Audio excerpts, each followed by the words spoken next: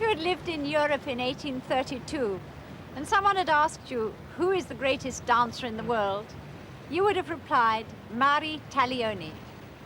She was born here in Stockholm, the Venice of the North, in 1804 of an Italian father and a Swedish mother. Her father came to the opera house as principal dancer when he was a young man, and he soon fell in love with the daughter of a Swedish singer. So they were married, and Marie was their first daughter. She was to become the legendary creator of the ethereal ballerina image in full gauzy skirts with little wings at her back, who enchants mortal men and eludes their grasp. Although so much of our dancing now is influenced by her, there's no way we can know just how Taglioni danced. We can only look at the pictures, read the contemporary descriptions, and guess. But fortunately, her most famous ballet, Les Sylphides, has been handed down these 140 odd years and is still performed.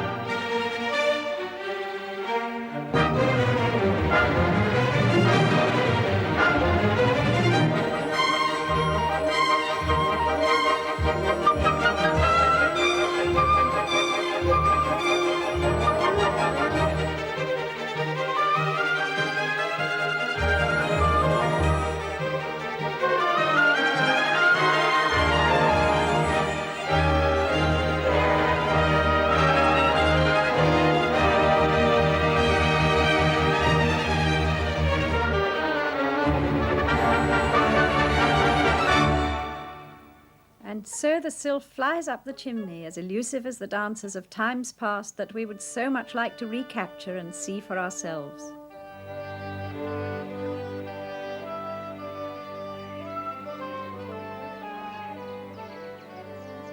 Marie Taglioni's Swedish grandparents lived in this house which they built shortly before she was born.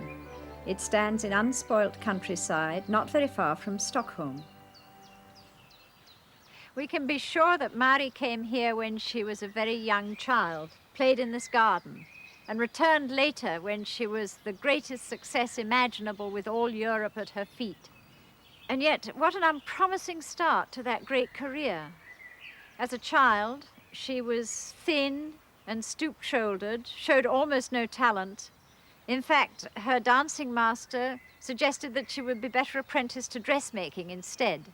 Even when she was at the height of her career, she was described as rather plain. So where did her magic lie? Well, it was her father, Filippo, who was responsible. While he traveled as dancer and ballet master, he left his wife with the children in Paris. Marie trained with the best teacher, and when she was 18, he confidently arranged a debut for her in Vienna, where he was ballet master at the time. When the family arrived from Paris, he took one look at Marie's dancing and was appalled to realize for the first time that she was nowhere near ready to go on the stage. He had 5 months before the date of her debut, so he set to work at once, putting her through a course of training so grueling that the poor girl was in tears and practically fainting every single day. But it worked. The great night came, and after all the excitement was over, Filippo had the satisfaction of writing in his diary, June the 10th, 1822, first performance of A Nymph's Reception at the Court of Terpsichore. The first time my daughter Marie ever appeared on the stage, she gained the greatest success.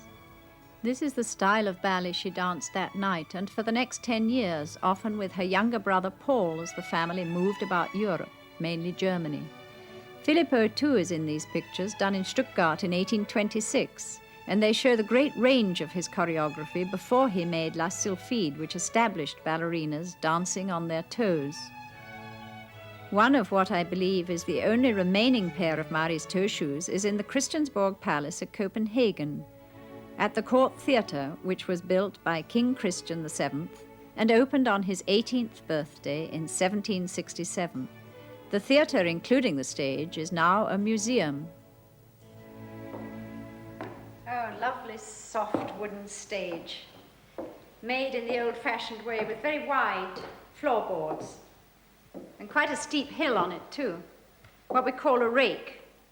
Until, I suppose, about 70 years ago, pretty well all stages were built like this with a slope on them, and I think very nice to dance on. I'm sure Marie Taglioni never in her life danced on a flat stage. The story of how she was the first to become our present-day image of the ballerina is very much concerned with ballet shoes. This is her slipper.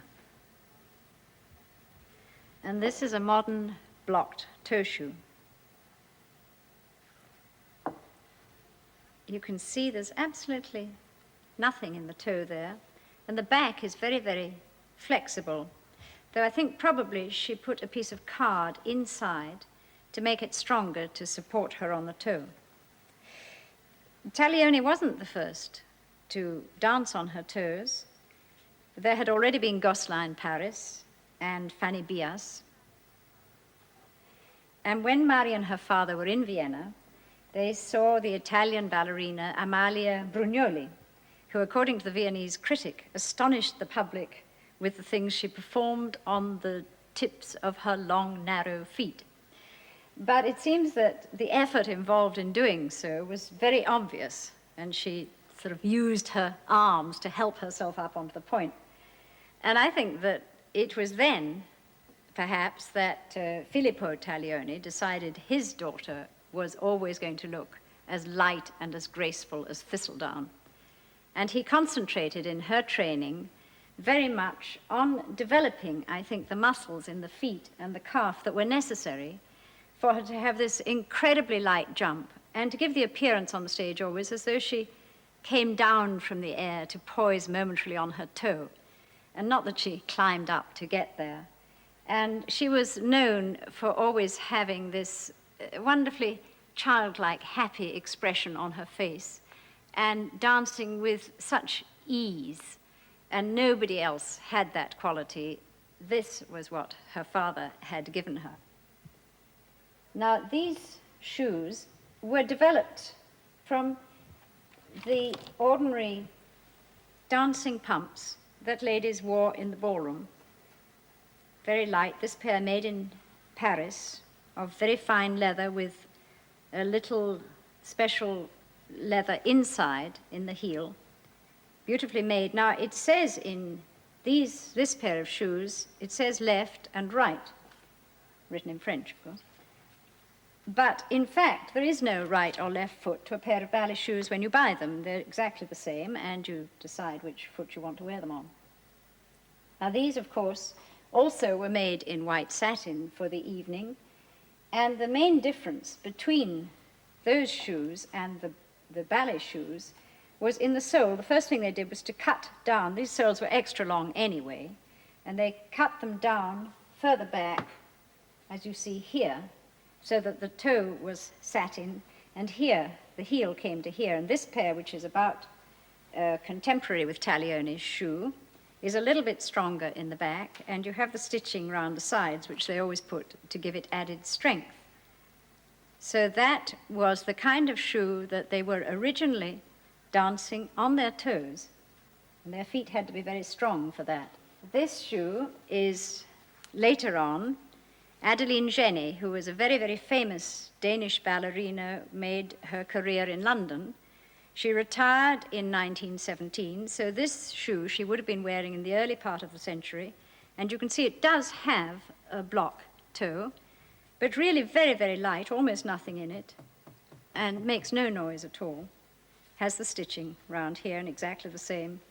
So, then Anna Pavlova's shoe. Now here there is the real block toe, the same stitching on the top and down the side, and the ribbons a little wider than they were in the beginning. And inside, this nice piece of fine leather to stop them slipping off the heels. These shoes were made by an Italian man in Milan called Niccolini. Anna Pavlova always wore Niccolini shoes. Now the block is done by having an extra piece of canvas of the lining, and that is sort of put with a lot of paste on the inside, and then while it's still on the last, they hammer it down, they hammer the toe, and so they make this shape and the platform, little platform on which we stand. Now Niccolini's shoes were marvelously light and easy to wear. You could put them on and they were just sort of no trouble. You could go right on the stage in them. And I used to wear them when I first went to dance at Sadler's Wells. But he was a very old man by then, and when he died, he didn't tell even his sons the secret of how he mixed this paste. So as soon as he died, that was it, no more Niccolini shoes. And then, of course, the modern shoes really are, it would seem to be, unnecessarily hard and heavy. This is a Russian one, this is an English one. Absolutely hard, inflexible backs. So the dancers, we all of us, we bang them on concrete. Some people close them in door jambs to break them down. I've even seen one ballerina who travels a little hammer, and she kind of bashes at these shoes to get them ready to wear, all of which seems a little unnecessary because one just can't wear them like that. Now, this pair of shoes are about ready now. They're my shoes, about ready to wear on the stage. I've been using them in rehearsals for 3 or 4 days and sort of working at them and getting them really nice and soft. And they're not too bad. I could just about wear those on the stage. And then I did bring something which I think rather sweet, and that is my first pair of dancing shoes, which I had when I was 4.5, and I took my first dancing lessons in the suburbs of London. And my mother kept one, and my first dancing teacher kept the other for many years. And then when she died, it came back to us, and so there they are. So with Marie Taglioni's light style of dancing on the toes came the 19th century ballerinas with the full net skirts and the little wings at their back and wreaths of flowers on their hair. And the Royal Danish Ballet is famous for preserving that style in the ballets of the great choreographer Auguste Bournonville. So naturally, many of his things are here in the museum. His embroidered shirt and a marvelous kind of traveling bag. And here his writing table, his cane, very elegant, and violin. This he would have used while he was giving classes. And his school was right on this stage here. Then, probably while he was teaching, he would occasionally whack the pupils with the bow of his violin, as old ballet masters used to do. And this is his makeup box with all the little different compartments, the mirror at the back. It was made for him specially in England. Auguste Bournonville was born in the month of August, and he was 1 year younger than Marie Taglioni, who he partnered for a while when he was in Paris. He came back to Denmark, and he was ballet master here for 47 years, and he was still alive when the present Royal Theatre was opened. He made his own version of Les Sylphides 4 years after Filippo Taglioni created it for Marie at the Paris Opera in 1832. And it is Bournonville's version, with music by the Danish composer Løvenskiold, that has been preserved by the Royal Danish Ballet ever since. The story is set in the Scottish glens, which were regarded then as the natural home of romantic sylphs.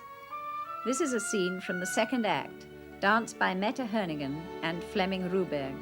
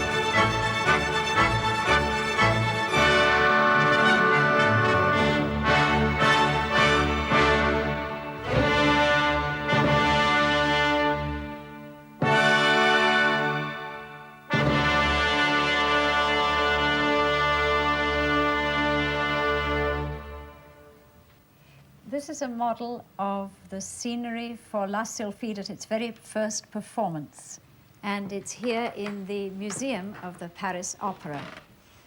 The ballet might seem a little bit naive to us these days, but they were simpler times 150 years ago. And the fresh charm of that, as danced with Marie Taglioni's very ethereal style, absolutely took the city by storm. And all the ladies tried to Taglionize themselves, as they said, and very probably to diet and get sylph-like figures. And Marie reigned absolutely supreme at the Paris Opera for 5 years. But then intrigue was never really very far away, and it was the director of the opera, a very wily man called Dr. Véron, who I think was maybe the first person to invent the star system. And he had built Marie up, helped to build her up to this very great height. And he felt after 5 years that perhaps the public were needing a little new stimulus. So he felt that he needed a rival to play off against her, and he very cold-bloodedly went out to look for one. He found exactly what he needed in Fanny Elssler, and he brought her to Paris, and overnight half the city went wild about Elssler, and the other half remained fanatically faithful to Marie. So the house was packed every night, and it was exactly as Dr. Véron had planned. It was at about this point that Fanny Elssler introduced her greatest success, La Cachucha.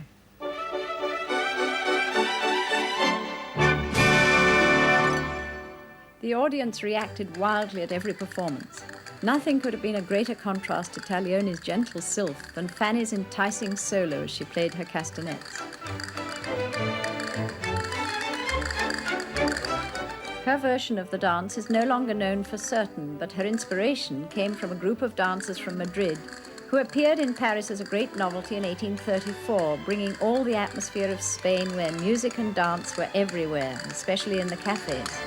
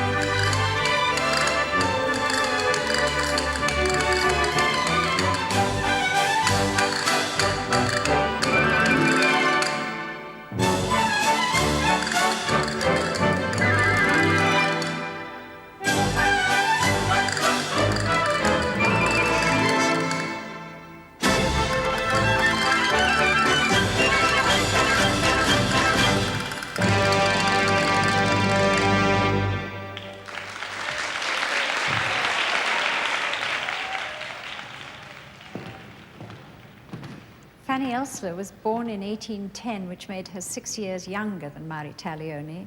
And on top of that, she was very attractive. She had a very warm personality. And this little picture here, I think, shows a great deal of her charm and appeal. And here are her slippers. Again, absolutely nothing in the toes. And here is one of the pair of castanets that she used in the cachucha. They look tiny. Fanny was on the stage from the age of 9. And ironically, 3 years later, she was dancing in the corps de ballet in the performance at which Marie Taglioni made her debut under the direction, of course, of her father. But he couldn't ever have guessed at that time what a tremendous rivalry was going to be built up between his daughter and Fanny Elssler. It seems as though their collision and rivalry in Paris, which neither of them enjoyed at all, spun them off in opposite directions, because Marie accepted an engagement in Russia. And there she had the most tremendous triumphs. And she was showered with rich gifts, with marvelous furs and jewels. And her slippers after the last performance were actually cooked and eaten, I hope, with a very fancy sauce, by her great admirers, her ballet fans. Now, Fanny, who was, I think, a much more imaginative, adventurous, lively personality, she accepted an engagement to go to New York, which was really a quite extraordinary thing to do at that time, and caused her a great deal of doubt, really. Anyway, she set off on the Great Western, which was one of the very first steamships to cross the Atlantic. In fact, it was only 2 years before that they had started making Atlantic crossings by steam. Well, she arrived in New York, and she was really so nervous because there had been the most tremendous build-up for her appearance, and she almost died of fright when it came to the first performance, and she saw that all these people were expecting something absolutely extraordinary. But, of course, she managed, and it was a big triumph. And then all the United States went wild about her. She toured a lot of cities.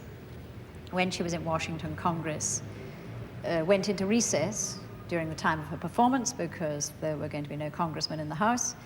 And her carriage, every time she left the theater, her carriage was drawn by the people back to her hotel. It was the most extraordinary thing that America had ever seen. And she couldn't resist an invitation to go to Havana, which was another pretty awful journey by boat. And there, of course, she was charmed and delighted, despite the difficulties, because it was very hard to get a local corps de ballet.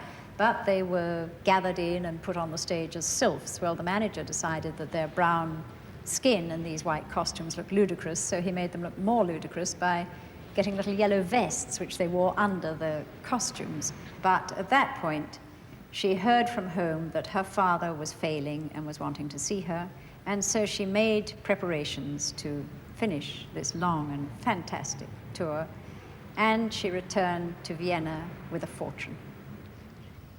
When Fanny arrived home in the late summer of 1842, the park must have been looking very like this, and all Vienna was waltzing to the music of the famous Johann Strauss. But no one guessed that his son would be even more famous.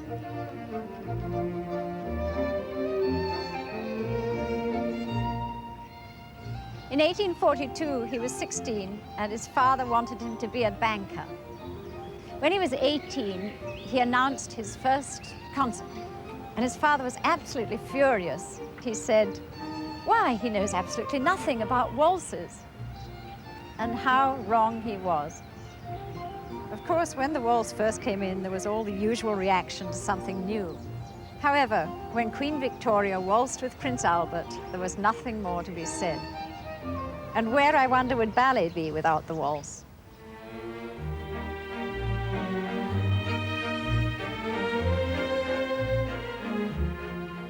Frederick Ashton's waltz for the delightful characters from Tales of Beatrix Potter is danced by Britain's Royal Ballet.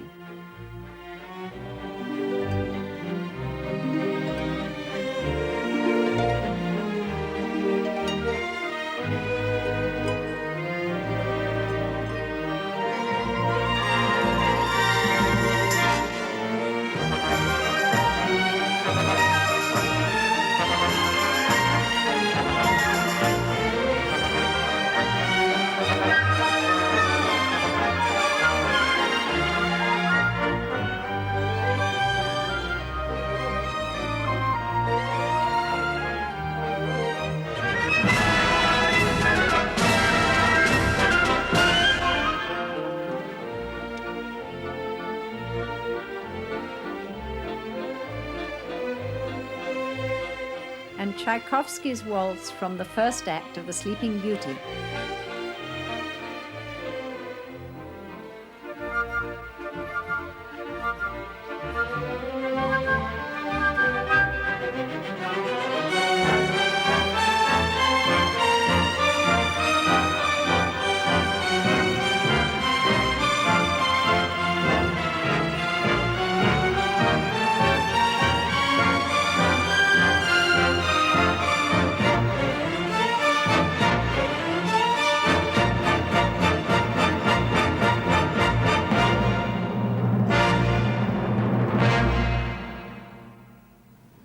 The waltz wasn't used in a ballet until the year 1800, although it had been a social dance for quite a number of years before that.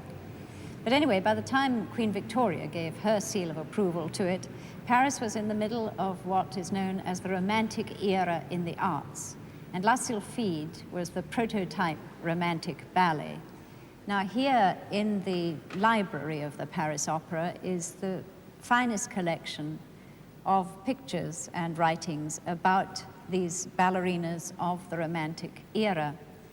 The leaders of that movement were Victor Hugo, who wrote The Hunchback of Notre Dame, among many other things, and Théophile Gautier. And Gautier was another writer, poet, and a critic.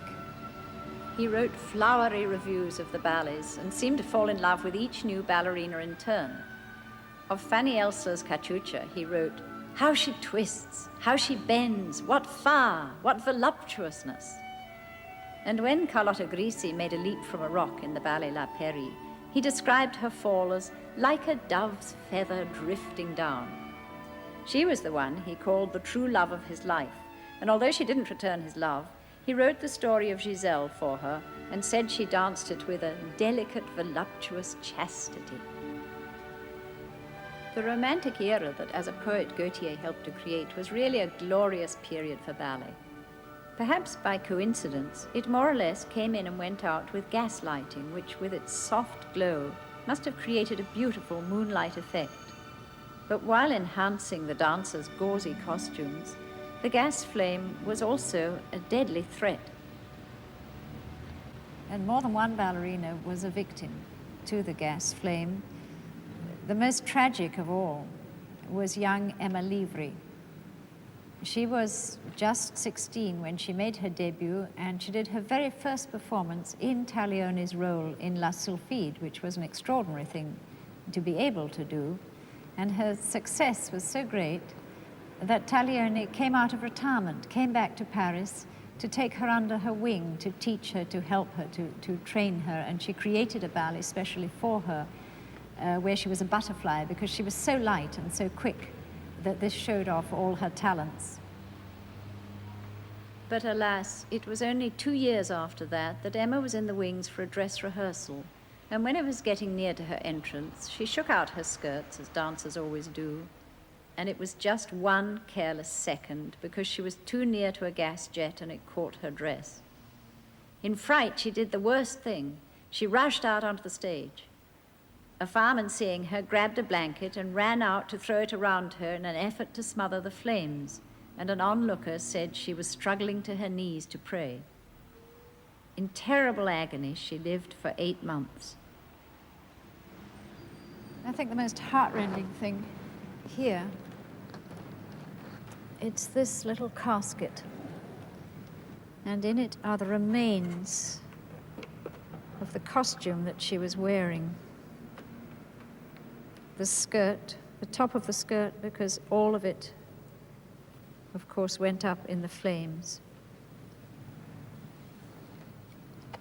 And her bodice with the stays. Very, very strong bones in this bodice. It's her bodice. And even the feet cut from the tights. She was buried in the cemetery of Montmartre.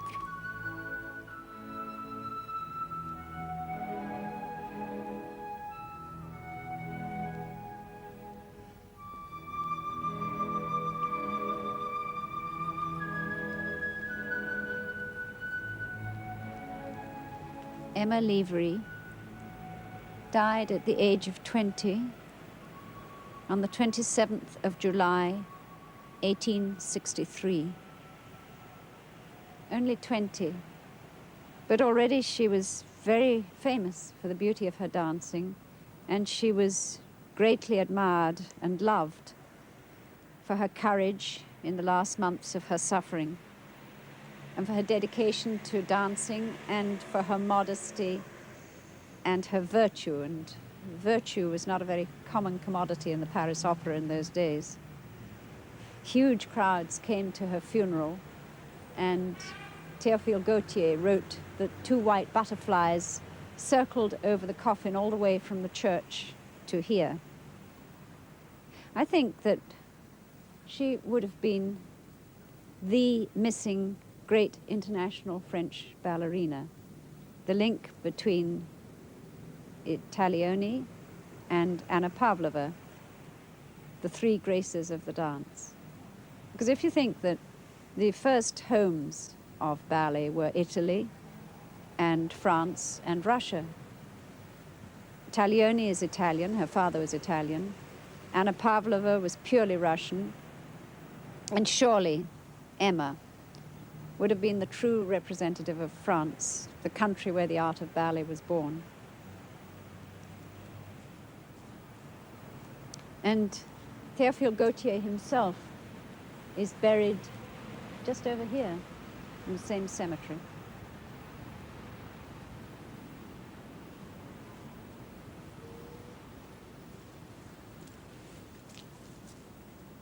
Poor old Gautier. By the time he died in 1872, all his beloved sylphs had flown out of the window. So where had the magic gone? Well, it had gone to Russia, but that's another story. Art for art's sake, which was his favorite catchphrase, was forgotten. It was more a question of art for pleasure's sake in an opulent, materialistic society. And the romanticism, which he loved so much, which was touched with beauty and idealism and poetry, really with poetry, that had all given way to mere frivolity.